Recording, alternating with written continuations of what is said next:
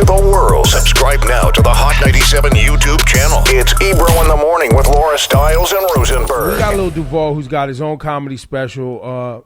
Laura Stiles and Rosenberg, Lil Duval, were explaining to me that video on demand means that you could get it anywhere, right? Yep, you can get it anywhere, at any time, at any moment. Wherever you want to get it. And would that include, Duval, it not just on cable, but you could do it on like Roku or whatever your device is that you're using? Whatever device you got, you can use it. You know what I'm saying? We're in a day and age where as long as you got a phone, you can pull up whatever you want.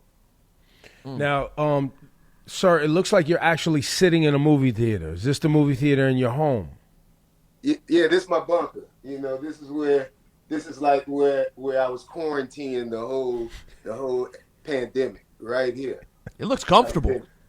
Yeah, looks plush. I had already prepared for the pandemic before the pandemic, so I was ready. Now, do you make your family come bring you food down there, or do you actually leave to go get the food? No, I've been outside too now. That's what I did the whole quarantine. I've been outside, but when I want to fake like I was inside, I came in. Wait, so you never were inside? You moved around the whole time? I never was inside. Now, I have a theory because Duval smokes a lot of weed. I don't think, because they haven't researched weed smokers or cigarette smokers, cigar smokers, because they don't want to promote that. I think the weed smoke and inhalation of Herbs? smoke, herbs, or just any smoke actually burns up the COVID virus. That can't be. So I know a lot of weed smokers that didn't get it. It's it's the weed, and it's because I'm short. Short people, we got a stronger immune system. Ooh. Well, no, you're closer to the ground, so the COVID go over your head. That's I'm telling you, like, short people live long. Like, we don't get sick that much. Am I lying, Pete? No, excuse me? Am I lying? Well, Duval, listen, I got at least 2 inches on you, all right? I'm not, I mean, either way it goes. Go with the short thing. Go with all the right, short fine, thing. Duval. Yeah, no, you're right. We do pretty Go well. with it. We do gonna pretty live well. long. That's why I tell people, you want to be nice to me, because when I get older, you gonna die, and you gonna need somebody to tell the story. And I'm gonna be here.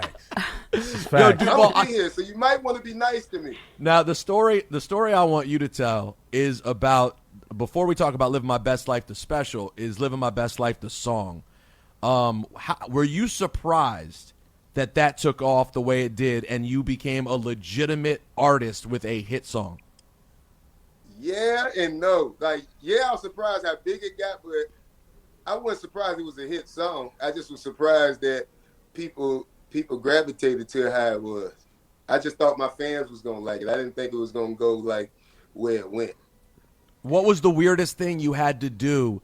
Like, once you were in that artist mode, what was some of the stuff you had to do that you were like, I can't believe I'm doing this? Honestly, nothing, because I've been around artists most of my career, being around rappers and stuff. So I kind of knew what was going to happen before it. And it was just like, when I was in it, I was like, damn, it's my turn now. You know what I'm saying? It's just like, it was funny. It was just like, I've seen it all before. So it was just funny, they doing it to me now. The big prize for me was the amount of chest hair you was willing to show when you was going out doing shows. I still show chest hairs, man. Yo, man, I was like, Duval got the taco meat out. Dog, my taco meat, I even got gray hair in my taco meat now, man. Oh, my God. Crazy, A little spice in the taco meat. yeah, man, I'm living, man. I love it, though. Yeah. I like getting gray hair because, like, I've been looking young for so long. So when you get gray hair, you finally people start treating me like an adult. Now, Duval, I've been following you a long time on IG. I used to really enjoy your vacation videos, scuba diving, and, used to show us all the places you would go and talk about how you didn't spend money on stupid shit, but taking vacations was very important to you, and traveling the world and seeing the world. I love this. It was very important. But on that note, with the song Living My Best Life, was that the biggest checks you've seen in this game, like isolated checks? Nope. That's the least checks. Really? Really? Yeah, man. I mean, I've been making money for a while, but that money really, I ain't made no money from the song. I mean, the money goes, you got to sample. Oh, because the sample, the that's right. and stuff from it. So, I mean, I ain't seen no money from it like that. Not that I can say, damn, I got a big ass check came in the mail, and I ain't seen that. Right. You know, And but it I has mean, 36 million streams on Spotify alone. oh, it did. Yeah. I don't keep up with shit. I can't like right there look at. You know what I'm saying? That's what you got publishing for and all that for. I let them do all that. My lawyers and hopefully it get back right. So, but when it comes down to it, I mean, those just numbers to me, and numbers don't do nothing for me. It's the impact it did. Are you you still live down in Florida? You still live in Duval County, or? No, I live in both. I live in Atlanta and Bahamas now, back and forth. The Bahamas. Yeah. You got one of them private islands? I mean, I'm chilling, man. I'm living When did you Duval make that? got a private island? Wow. When I did ain't you? say all that, man. Don't be putting all the words. I'm not one of the niggas trying to. Nope. I'm just chilling. When did you get a place in the Bahamas? When Live My Best Life came out, like a year before that. I got it. So about 4 years now. Man, That's congratulations, man. Yeah, man, I appreciate it. I've always, that's been my dream since I was a kid. I was like, I want to die living by the water, you know, and I grew up, my family is from Bahamas, and I grew up there. I used to go there every summer to go visit my family and stuff. So I've always knew I wanted to be by water. And so when I got a chance to do it, I did it. How much family you got coming by the crib? A lot of them, like every year. Well, last year we didn't do it, but I do my Mother's Day thing with my mom and all the women in my family. They all come out there, chill out with us, and then like I do Gemini retreats and stuff. But I do it all, man. That's what I do it for my family and my friends. Like it ain't no fun if your friends can't enjoy the life with you. That's not how the song goes. What? The song goes, ain't no fun if the homies can't have none. That's how the song goes. The homies can't have none. That's how it is with my bitches too. Like it ain't no fun if my homies can't have none. I'm talking about my homies, my old lady. Oh my God. Lil Duval, talk about this comedy special, bro. Did you attempt to go? You know, some people do a comedy special like a Netflix comedy, HBO. They do it with a specific outlet. I know you like to self-finance and do things. How did this comedy special come together? And what should we expect when we go check for it? I did it just like that. I mean, I did it myself with my team. You know, we all did it, and I did it in part with Swirl Films as well. So but the special, I just wanted to be different because I mean, we've seen the normal special, and I just wanted to show where I see stand-up and entertainment going as a whole, and that's what I'm trying to show in this special as far as comedy, music, and entertainment. You know, I try to take it back to like the times of like Vegas, like Sammy Davis Jr. and the Rat Pack, when they did more than just comedy. You had to tell jokes, you had to sing, you had to dance, and all, you know, entertain. And so that's what I'm trying to do in this, because that's why I see comedy going to. You know, that's what most of the young comedians do. They don't just do one thing if you pay attention. That's well put. Well put. Do you? Oh, go ahead, Roseburg. Well, I was going to say, what's sort of the focus of this special? Is it about quarantine? Is it about your life now? I mean, it's different. This special comes after a lot of success for you. What kind of stuff do you focus on in Living My Best Life? Entertainment, just like what I just said. It's just I'm focusing on the stand-up. I'm focusing on the entertaining part. I'm focusing on the music, all in one, meshing it in one. In my way. That's Is there new music? There's new music in here. Yeah, there is new music in it. It's mostly most of my tour that I did for the Living My Best Life tour. This what I did on the tour from when I did my tour after the song. Love it. Lil Duval, Living My Best Life, the special. Everywhere you watch video on demand, go look for it. I guess, Duval, the next question is, let's get into some of your favorite comedians and your inspirations. I've never really heard you talk about that. I'm sure you have. I just haven't caught it. But I'd love to hear, do you have a top five? I mean, we talk to rappers all the time about their top fives. Do you have a comedian top five? Who I would give the top five is just yours, your fave. And this just going off the top of my head. I would give, honestly, my number one probably be Cat Williams. Cat Williams, Chris Rock, Dave Chappelle, and I guess you got to give Kev just for his success and his hard work and being funny. All is all in one. And shit, me, shit, that's See, fine. that's hip Now, hop. where do you rank Richard and the Redd Foxes and Eddie Murphys? My favorite is Redd Foxx. Mm. I mean, as far as a whole, I was talking about this alive right now, but as far as a whole, my favorite was Redd Foxx. That's just his style, just how he was a cool old ass nigga, just cool and just chilling, talking shit. That's how I want to see myself when I'm old, just up there talking shit and not giving a fuck. That's the first comedy special my dad ever showed me. Was the Redd Foxx one up there when he drinking out the titty mug?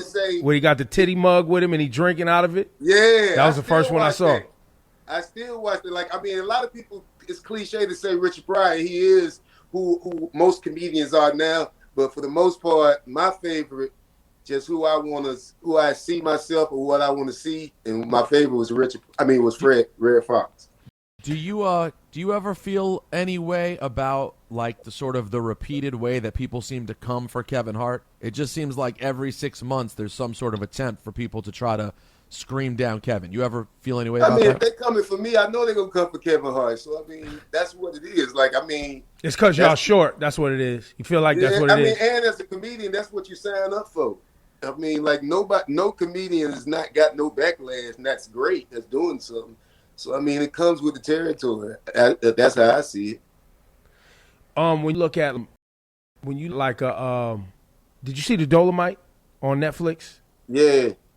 When you look at that story of what Rudy Ray Moore did with, super serving his community, putting out vinyl and movies himself and that sort of thing, I obviously sitting here talking to you and now you're self-financing with your crew, your own comedy special, and you've built your own, everything we know of Lil Duval, you've done yourself by super serving your community and super serving your fans and really being hyper-focused. Does that story really? It damn near hit me for real because that's how I felt when I watched it. I was like, damn, that's what I'm doing now. But the thing is, I'm doing it because I ain't got no choice. I ain't have no choice. I come from Jacksonville. Well, Dolomite too, right? Like, yeah. So you're right. It's just like Dolomite, but I don't know. Like in my mind, I was hoping somebody buy me out, just give me enough money where I can do it. But nobody never did that, so I had to do it myself. So I mean, I did it because I ain't have no choice, and it paid off in return. But at the end of the day, I mean, it is what it is. It ain't. I'm not doing it like I felt like I want to be independent or I'm trying to show off being a boss. It just is what it is, Is there more? Do you feel like right now, where you sitting right now, there's a lot of satisfaction in the hard times and the things that you've persevered? I don't feel like I had hard times because I've been going up all my whole career. So I mean, and when you come from nothing, I felt like I won even before Smile Bitch. So right. When Smile Well, you Bitch did. You did. Yeah. So I mean, to me, it's just a bonus. Like it's just now I do it because I've always did it because I love it, but now I'm just doing it for. I like seeing everybody else come up. Like even on my special, like it's not just me on there. I got my man on there, Jay Ski. I got Nard on there, so I got a couple people on there that I Pretty V on there, Breesha on there. So I like seeing everybody else around me win. It's fun, or just seeing the culture just evolve into the next level.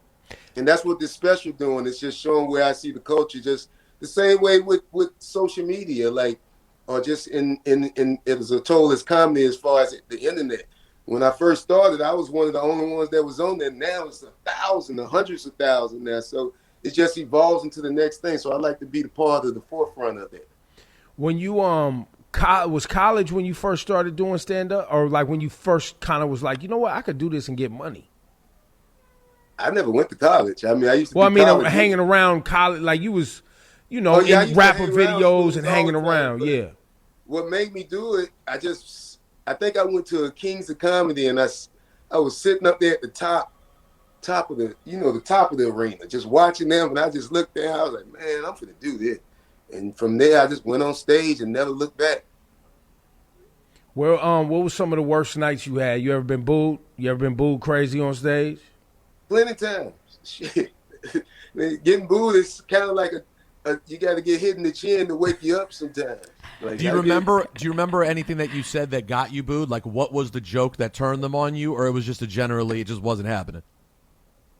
Shit, it'd be a bunch of different things. Shit, sometimes it'd be the joke, sometimes it'd be it's never the audience. I mean, even though sometimes it can be the audience, but sometimes you gotta read the audience, and sometimes you gotta know. I already know what this is. You know, some shows is a money show, some shows ain't a funny show. So sometimes you gotta look at what it is for what it is, and then it all depends on what. It's hard to explain if you ain't a comedian. You know, it's because y'all see us.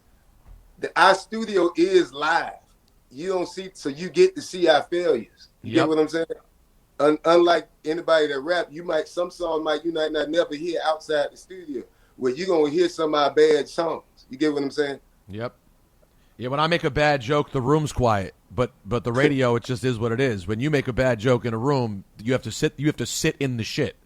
Yeah, our music is the audience.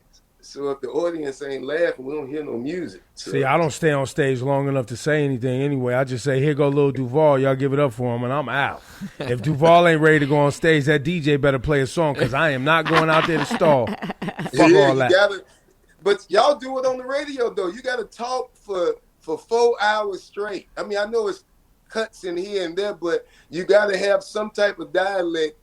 So just imagine you got to be on stage just talking. Like, just talk nonstop. Yeah. Nonstop for 40 minutes or 30 minutes or just 20 minutes. Try to not talk. Try to talk for 5 minutes straight nonstop. You'll see how hard that shit is. Lil Duval, ladies and gentlemen, that poster in the background, School Dance, that's from 2014. I went and ran my Googles. 2014, yeah, man, we did that. That was a dope movie. That was like one of the last movies for the younger generation. They don't really make no movies for the younger generation like they did for us, like Friday and Minister Society and stuff. So that's what makes you say they won't be able to do that? I said they haven't. Oh, they haven't. Got it. Yeah, What's they the need last to. movie you seen made for young people? No, you're right. You're right about that. They haven't. They need to. They haven't. Yeah. Listen, Duval, it's great to see you, sir. I appreciate the love, man. Yeah, man, keep going. Love everything you put on Instagram. Always bringing a smile to people's faces, even when people get pissed. And y'all go make sure you check him out. You know what I mean? Put a smile on your face. Lil Smile, Duval. bitch. Smile, bitch. Keep trolling, baby. You know what it is. Lil Duval, you can go stream his comedy special everywhere. Everywhere, man. Go stream it.